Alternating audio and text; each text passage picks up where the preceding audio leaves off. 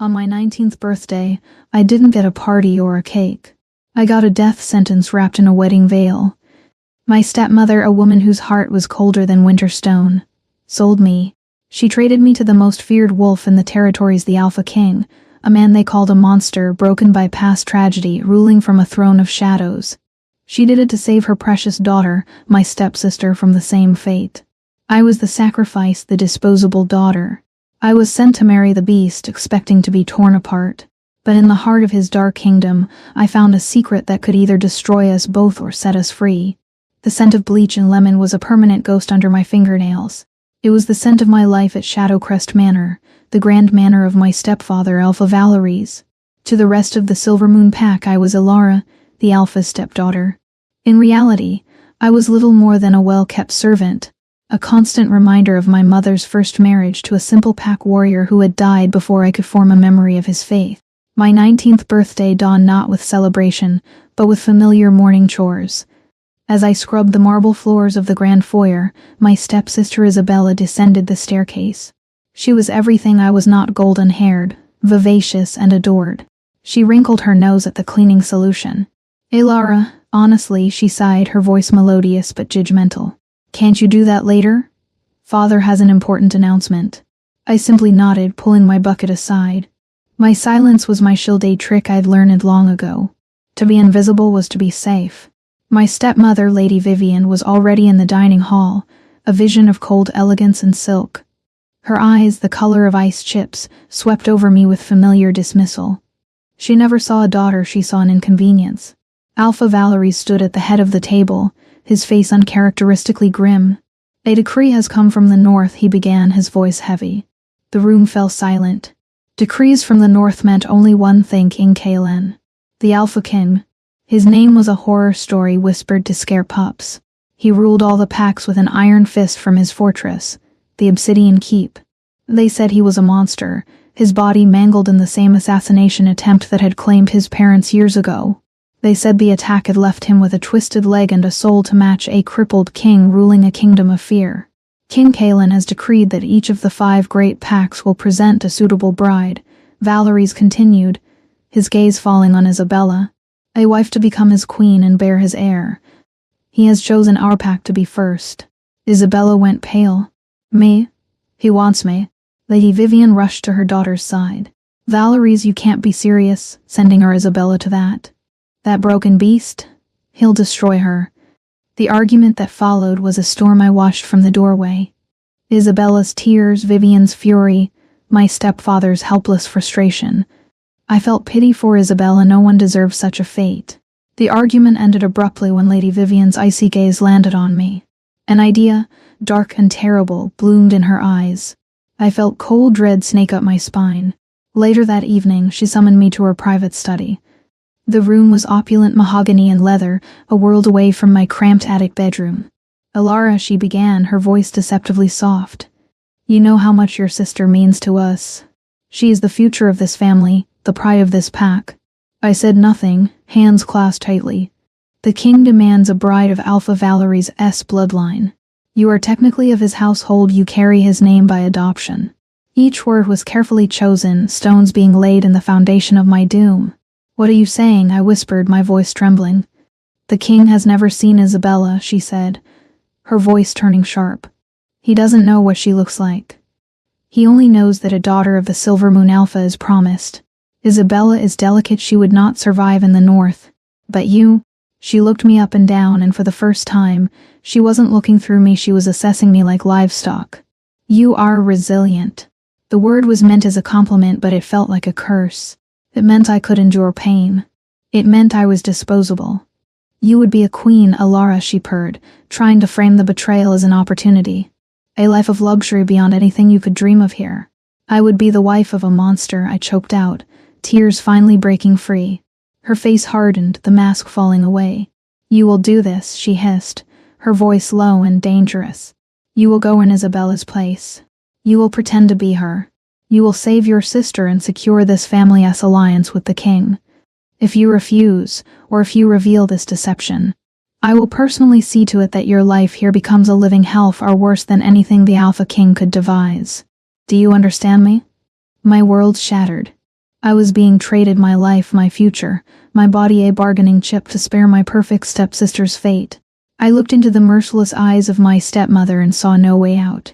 I was trapped, and she was handing the only key to a man they called a monster. My consent was irrelevant, the bargain had been struck, and I was the price. The journey north was a blur of grim landscapes and colder winds. I traveled in a heavily guarded carriage, dressed in Isabella's finest clothes, a deep sapphire gown that felt like a costume. The two guards, stoic males named Gareth and Finn, spoke to me only when necessary. To them I was the Alpha's daughter, precious cargo. They had no idea I was counterfeit. With every mile, stories about King Kaelin echoed in my mind. They said his left leg was so badly damaged he dragged it behind him. They said the scars on his face were so hideous he often wore a mask. They said his rage could bring grown Alphas to their knees. I clutched the simple wooden wolf my father had carved, the only thing I had of him, and prayed to the moon goddess for mercy I didn't expect. After 3 days, we arrived. The obsidian keep was not a castle, it was a weapon carved from mountain stone. Black jagged towers clawed at the gray sky, walls sheer and unforgiving. There were no welcoming banners, only stone gargoyles that seemed to watch with malevolent eyes. This was not a home, it was a prison. The carriage stopped in a vast, windswept courtyard. A man stepped forward, tall, powerfully built, with dark hair and a serious expression. A deep scar ran through his left eyebrow. "I am Beta Cashin, Beta to the King," he announced, his voice a low rumble. His eyes scanned me with unnerving intensity, as if he could smell the like clinging to my skin. "Welcome to the Obsidian Keep, Lady Isabella." The false name felt like acid on my tongue. "Thank you, Beta Cashin," I managed, my voice barely a whisper. He led me inside. The halls were vast and echoing, lit by torches casting dancing shadows on cold stone walls. Banners bearing the crest of a snarling black wolf hung from the rafters. The air was thick with the scent of pine smoke and power. I was taken to the throne room, a cavernous chamber dominated by a throne carved from a single piece of black stone. And on that throne sat the king. He was not what I expected. He was not a hulking, deformed monster. He was a dangerously handsome man, even with the scars. A web of silvery lines marred the right side of his face, pulling at the corner of his mouth and disappearing into his dark, unruly hair. He was dressed in simple black leathers, no crown, no finery. His presence alone was adornment. He watched me approach with eyes the color of storm clouds, intelligent and piercing. I felt like a butterfly into a board. When I was 10 feet from the dais, he rose. Then I saw it. He moved with a distinct limp, his left leg stiff and unyielding. It didn't make him look weak, the slight imperfection in his otherwise powerful grace made him seem more dangerous, like a wounded predator that had learned to kill with even greater efficiency. So he said, his voice a low, gravelly baritone that vibrated through the stone floor. "You are the daughter of the Silver Moon Alpha." It was a statement, not a question. I curtsied, my knees trembling. "Your Majesty, I am Isabella Valeries." He descended the steps, his limp more pronounced with each deliberate movement. He stopped directly in front of me, so close I could feel the heat radiating from his body. He didn't look at my face, he inhaled deeply, his eyes closing for a fraction of a second. A frown flickered across his scarred features. "You smell of fear," he stated, his voice devoid of emotion. "And something else. Jasmine and old parchment. Not the scent of an alpha's pampered daughter." Panic seized me. He knew. Of course he knew. A wolf's sense of smell could tell 1,000 stories. He leaned in closer, his lips brushing my ear.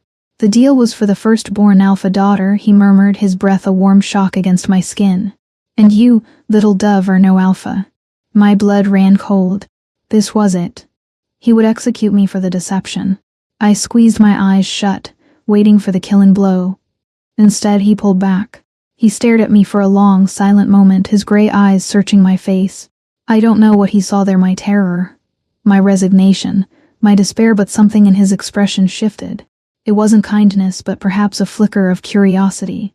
"Your alpha has played a dangerous game," he said, his voice loud enough for Beta Cashin and the guards to hear. "But you are here, and the bargain will be honored." He turned to Cashin. "Show Lady Isabella to her chambers. She is to be my queen. Our wedding will be on the next full moon." He dismissed me with a wave, turning his back and limping back to his throne. I was left standing there, shaking and breathless. He knew I was a fraud, yet he was accepting me. Why, as Cashin led me away, I risked a glance back. King Kalen was watching me, his scarred face unreadable, his storm cloud eyes holding a terrifying secret. I hadn't been saved, I had just been locked in a much more dangerous cage, and the monster himself held the key. The chambers I was given were fit for a queen, a vast canopy bed draped in black velvet, a fireplace large enough to stand in, and a balcony overlooking the snow-dusted pine forest. It was a beautiful prison. Maids, led by an older, stern-faced woman named Adara, were assigned to me. They were efficient and silent, their eyes avoiding mine. I was a foreign object in their world, a queen by decree, but not by acceptance. The days leading up to the full moon wedding were a lonely, suffocating ordeal. I saw King Kalen only at evening meals. We would sit at opposite ends of a long, dark wood table, the space between us a yawning chasm. Kalen never spoke to me. He would eat in focused, almost predatory silence. He never addressed my deception, he simply let it hang in the air between us, a silent, deadly threat. He called me my lady, a title that felt both formal and mocking. I spent my time exploring the keep's library, a magnificent circular room with floor-to-ceiling shelves. The scent of old paper and leather was a comfort. It was here that I began to learn about the man I was to marry. A scribe's note about a young Prince Kalen who loved to study maps. A passage in a medical text describing the devastating effects of wolfsbane poisoning, the same poison used in the attack on the royal family years ago. One evening, unable to sleep, I wandered onto my balcony. Below, in a secluded training yard, a lone figure moved with brutal grace. It was Kalen. He was shirtless despite the cold, his back a tapestry of scars that gleamed in the moonlight. He moved through combat exercises, a heavy broadsword singing through the air. His limp was there, but he had incorporated it into his fighting style, using his stronger right leg as a powerful pivot. He was not a broken man trying to fight, he was a master warrior who had forged his very brokenness into a weapon. There was raw, controlled fury in his movements, deep-seated pain being exercised with every swing of the blade. For the first time I saw not a king or a monster, but a man haunted by ghosts. A few days before the wedding, I was in the library when a high-ranking pack member, a burly one-eyed alpha named Lord Thorn, cornered me. His scent was sour with contempt. "So you're to be our queen?" He sneered, blocking my path. A pale little thing from the south. "You think you have what it takes to stand beside him?" "I am where the king has commanded me to be," I said, my voice steadier than I felt. He laughed, a harsh, ugly sound. "He commands and we obey. But some of us remember a time before him. A time of a true king and queen, before their own son's weakness allowed them to be slaughtered." The insult was so vile it struck me dumb. He was blaming Kalen for his parents' murder. Before I could process the cruelty, a shadow fell over us. "Is there a problem, Thorn?" Kalen's voice was deceptively calm, but the temperature seemed to drop. Thorn paled, his bravado vanishing. "No, your majesty. Just welcoming our new queen." Kalen took a slow step forward, his limp barely noticeable. His storm cloud eyes were fixed on Thorn, holding a promise of chilling violence. "My future queen requires no welcome from you. She requires your obedience and your respect. You will give her both, or I will strip the rank from your back and the skin from your bones. Leave us." Thorn practically scrambled out. Kalen turned his gaze to me. The fury was gone, replaced by that same unreadable scrutiny. "You should not be alone in these halls," he said. It wasn't a suggestion. "There are wolves here who still bare their teeth at the memory of the war that united the packs." "He said it was your fault," I whispered, the words tumbling out. "That your parents—" A muscle feathered in his jaw, the scars seeming to deepen. He looked away toward the towering shelves. "Many things are said in the shadows of this keep," he said, his voice tight. "Most are lies." He paused. "The poison that killed my parents only crippled me because I was younger, smaller. It wasn't weakness that saved me, it was chance." It was the most he had ever said to me, crack in the obsidian wall around his heart. He was showing me a piece of his pain, a glimpse of the boy who had survived when his parents had not. He then looked directly at me. "The full moon is in 2 days. You will be my queen. The pack must see a united front. They must see strength. Your fear makes you look weak. And I," he finished, his voice dropping to a low, dangerous growl, "will not have a weak queen." He turned and left me there. He had defended me, he had confided in me, and he had threatened me, all in the space of a minute. I was beginning to understand that King Kaelin was a man of brutal contradictions, and I was now standing at the very center of them. Our wedding was a stark, solemn affair, held under the cold light of the full moon in the keep's ancient stone circle. There was no music, no celebration, only the gathered members of Kaelin's inner circle and the pack's elders. I wore a gown of silver that felt as heavy as armor. Kaelin stood before me, dressed in black furs, the moonlight accentuating his scars. When the elder called for the vows, Kaelin took my hand. His touch was surprisingly warm, his calloused fingers wrapping around mine. "I, Kaelin of the Obsidian Keep clan, take you as my mate, my queen," he intoned, his voice echoing. "I vow to protect you, to provide for you, and to bind my life to yours." When it was my turn, I repeated the vows, my voice trembling but clear. "I, Alara of the Silvermoon Pack, take you as my mate, my alpha, and my king." I used my own name. It was a small act of defiance, a desperate cling to who I was. Kaelin's grip tightened on my hand for a fraction of a second, the only acknowledgement that Hed noticed. Then came the marking. A shiver of primal fear went through me as he leaned in, his face buried in the curve of my neck. I expected pain, a possessive, brutal claiming. Instead, his lips brushed my skin softly before his teeth grazed my flesh. It was a sharp sting, a brief, intense shock that sent a wave of heat through my entire body, followed by a dizzying sense of connection. I felt a phantom echo of his pain, his loneliness, his immense strength.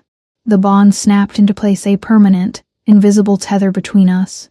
When he pulled back, his storm-cloud eyes were dark with an emotion I couldn't name. Our wedding night was not what I'd feared. He escorted me to our chambers and simply said, "The pack has seen the union. That is all that matters for now. This side of the bed is yours." He then retired to a large armchair by the fire with a book, leaving me to the vast expanse of the bed. He was honoring a boundary I hadn't even dared to ask for. Life as the queen was profoundly isolating. While I no longer scrubbed floors, I was trapped in a different way. Pack members watched me with suspicion. I was the southerner, the fragile replacement bride. Beta Cashin was a constant shadow, his loyalty to Kaelin making him deeply mistrustful of me and the deception I represented.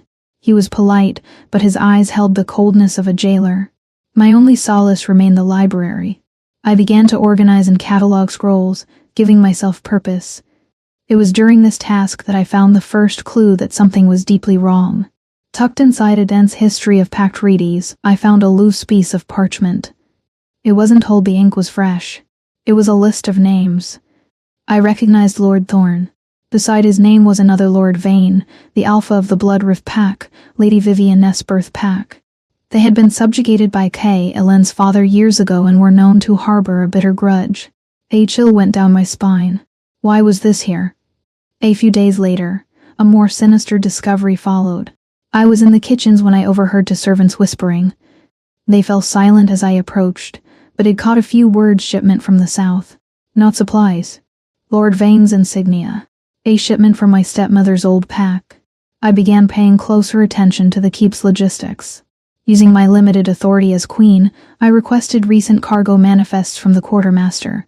Most were lists of grain, steel, and furs, but one from 3 days ago listed a crate of rare southern herbs for the apothecary. The manifest was signed with a symbol I recognized, a sigil for a minor house sworn to Lord Vane. Driven by a terrible premonition, I went to the apothecary. It was a dark, pungent room filled with drying herbs and bottled concoctions. I found the crate hidden in the back, behind sacks of common roots. Prying open the lid, I found not herbs, but small, carefully wrapped vials of dark, viscous liquid. The scent hit me acrid and sickeningly familiar from my reading. Wolfsbane. A potent, refined version, enough to poison the keep's main well or taint an entire feast. My heart hammered. This was not random discontent. This was an organized conspiracy. Lord Thorn, Lord Vane, my stepmother's pack, they were plotting to kill Kaelin, and the weapon was the very same poison that had killed his parents and crippled him. I stood there frozen, the vials cool against my trembling fingers. I held Kaelin's life in my hands. I was a fraud, a lie sent to his court. Revealing this would mean exposing my own deception. Vivian had not just traded me to save Isabella, she had sent me into a viper's nest. Was I a pawn in their game? Was I meant to be the distraction, or worse, the scapegoat when the king fell? I had a choice. I could stay silent, let the assassins make their move, and perhaps be free in the chaos. Or I could warn the one man who had every right to hate me. The weight of the secret felt like a physical stone in my chest. For 2 days I was paralyzed by indecision. The vials of wolfsbane haunted my mind. Every time I looked at Kaelin during our silent evening meals, I saw a dead man walking. The conspirators were moving carefully, and I had no idea when they planned to strike. My anxiety did not go unnoticed. Kaelin's storm-cloud eyes would narrow on me, his gaze sharp and questioning. The bond between us, that strange, ethereal connection forged by his mark, hummed with a low frequency of his suspicion and my terror. The breaking point came during a meeting of Kaelin's War Council, which I was now required to attend as queen. I sat at his side, a silent figurehead, while his alphas discussed border skirmishes with rogue wolves. Thorn was there, his voice loud and opinionated, pushing for a patrol to be sent to the Eastern Pass, a move that would leave the keep with a skeleton crew of guards. It was a clear strategic ploy. Suddenly, Kaelin slammed his hand down on the stone table. The resulting crack made every alpha flinch. Enough, he growled, his voice like thunder. The room fell deathly silent. His gaze, however, wasn't on Thorn, it was on me. The council is dismissed. Everyone out. The queen and I need to speak. The alphas filed out, casting confused and wary glances our way. Cashin lingered at the door. Cashin out. The beta bowed stiffly and closed the heavy oak doors, leaving us alone. Kaelin rose and limped around the table toward me. He moved with coiled tension, every step deliberate and menacing. He stopped before me, trapping me in my chair. For days you have been a ghost at my table, he began, his voice dangerously soft. You flinch in the shadows. Your scent is thick with fear. Not of me, but of something else. Something you are hiding. He leaned down, placing his scarred hands on the arms of my chair, his face inches from mine. I have tolerated your secrets, little dove. My patience has come to an end. Tell me what you know. Tears welled in my eyes. This was it. The moment of truth. They're going to kill you, I whispered, the words ragged. His expression didn't change. Many have tried. Who are they? My story tumbled out in a frantic rush. I told him everything. The trade, my real name being Alara, Vivian's cold bargain to save Isabella. Then the discovery, the parchment in the library, the whispers in the kitchen, the crate of wolfsbane hidden in the apothecary. I told him about Thorn's suspicious behavior and his connection to Lord Vane of the Bloodrift Pack. As I spoke, his face hardened into a mask of cold, controlled fury. The air crackled with his power, a palpable pressure that made it hard to breathe. The rage was not directed at me, but at the betrayal. When I finished, he was silent for a long time. He straightened up, turning his back and staring into the massive fireplace. My stepmother Vivian, I added, my voice shaking. She is from the Bloodrift Pack. I think she sent me here knowing this would happen. I was meant to be a pawn. He let out a short, harsh sound that might have been a laugh if it held any humor. A pawn, he repeated, his back still to me. Your family did not trade you to save your sister, Alara. My real name for the first time, and the sound of it on his lips was both a shock and a strange comfort. They sent Am into a den of wolves, hoping the wolves would be so busy tearing you apart they wouldn't notice the hunters at the door. Your death was meant to be the catalyst for my own. The cold, calculated cruelty stole my breath. I wasn't just a sacrifice, I was the bait. Finally he turned to face me. The rage in his eyes was gone, replaced by something far more intense. Something that made my heart hammer. It was a raw, possessive fire. You are a lie, he said, his voice a low growl. You were sent to my court under false pretenses. You are the daughter of my enemies. He took a step closer. And you came to me with the truth. You chose to warn the man you were sent to distract. Why? I looked into his scarred face, at the pain hidden behind his storm cloud. I was beginning to understand. Because no one deserves to be betrayed by their own family, I whispered. Something broke in his expression, a flicker of vulnerability, a shared understanding of being used and discarded by those who should have protected us. In that moment, the mating bond between us, which had been a quiet hum of awareness, ignited like a forest fire.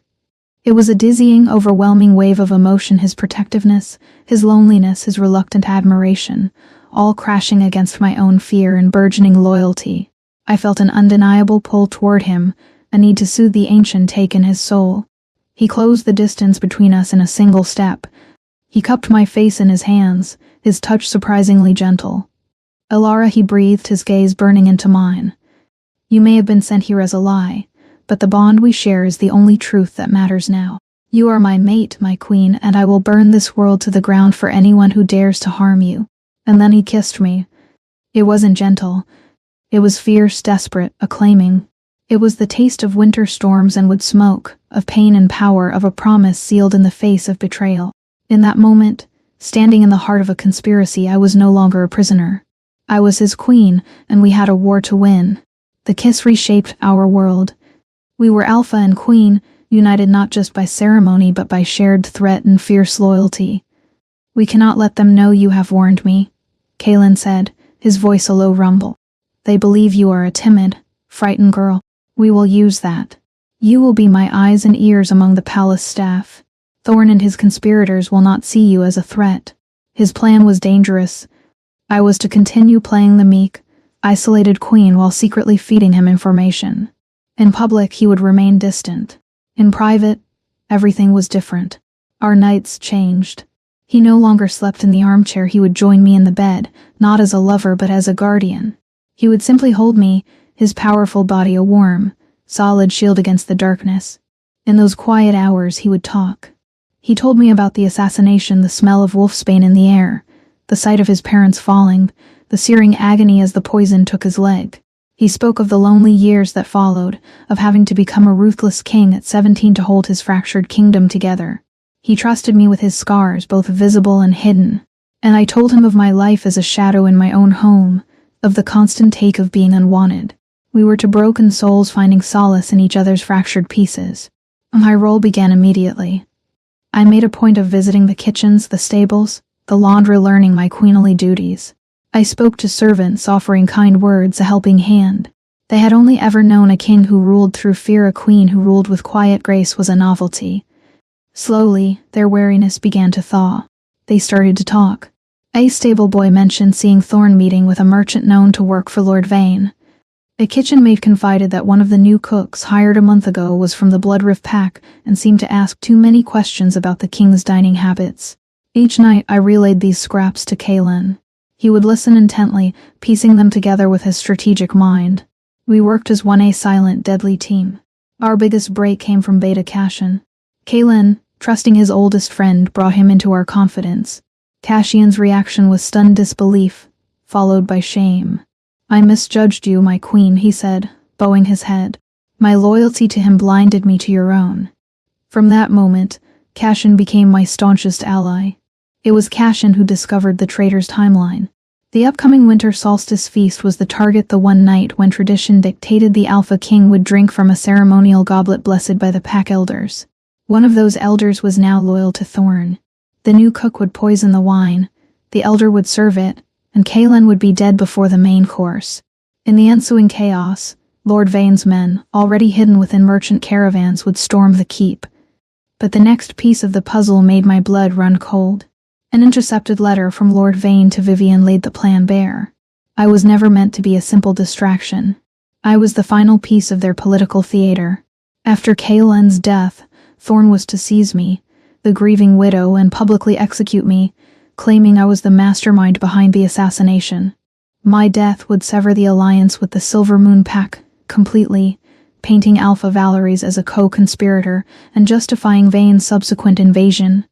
Isabella was never intended for Kaelin. She had been promised to Vane's son all along, her fate to be the princess of a new kingdom forged from Kaelin's ashes. "She didn't trade you to save your sister," Kaelin snarled, crushing the parchment in his fist. "She sentenced you to death to elevate her." The depth of Vivian's betrayal was breathtaking. She had orchestrated not just my marriage, but my murder and the downfall of two great packs, all for her ambition. A cold, hard resolve settled in my heart, displacing the last vestiges of fear. I was not the timid girl who had arrived at this keep. I was a queen, and these people had threatened my mate, my pack, and my life. They would not succeed. "They think I am your weakness," I said to Kaelin, my voice ringing with strength I didn't know I possessed. "Let's show them I am your sword." A slow, dangerous smile spread across Kaelin's lips, the first genuine smile I'd ever seen. It transformed his scarred face, making him look devastatingly handsome. At the solstice feast, he declared, "We will give them a show they will never forget." The trap was set. The hunters were about to become the hunted, and the timid div they had sent to slaughter was about to reveal her claws. The great hall of the obsidian keep was ablaze with light for the winter solstice feast. A fire roared in the massive hearth. Pack members filled the hall with laughter and conversation. The festive atmosphere was a perfect mask for the deadly tension simmering beneath. I sat beside Kaelin on the dais, wearing a gown the color of blood and obsidian. My heart hammered, but my face was serene. I had practiced this composure for days. Kaelin's hand rested on my thigh beneath the table, his thumb drawing slow, reassuring circles, a silent promise of the storm to come. Across the hall, I saw Thorn. He kept flicking his eyes toward us, toward the ceremonial goblets placed before Kaelin. Beta Cashin moved through the crowd, seemingly a gracious host, but his path was strategic. He ensured that warriors loyal to Kaelin were positioned near every exit and behind every major conspirator. The new cook from the Bloodrift pack was in the kitchens, being watched by two of Kaelin's most trusted guards disguised as kitchen hands. Every piece was in place. The feast began. Courses came and went. The mood grew more raucous. Finally the moment arrived. The elder, a wizened wolf named Leopold who was in Thorn's pocket, stood. "A toast," he proclaimed, his voice quavering with false reverence. "To the Alpha King Kaelin and his new queen. May their union bring strength and prosperity to the pack." He filled Kaelin's ornate silver goblet from a special flag on the poison flagon. He brought it to the dais with trembling hands and presented it to Kaelin. A hush fell over the hall. This was the moment. I could feel the collective breath of the conspirators being held. Kaelin took the goblet.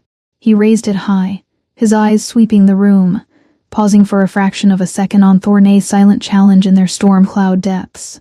He brought the goblet to his lips. I watched Thorn's face, a triumphant smirk began to form. And then Kaelin stopped. He lowered the goblet without drinking, a thoughtful expression on his face. "Elder Leopold," Kaelin said, his voice ringing with authority through the silent hall. "A tradition as old as this one deserves to be shared. It is only fitting that the one who offers the blessing should be the first to partake in it. A show of loyalty. Drink." He held the goblet out to the elder.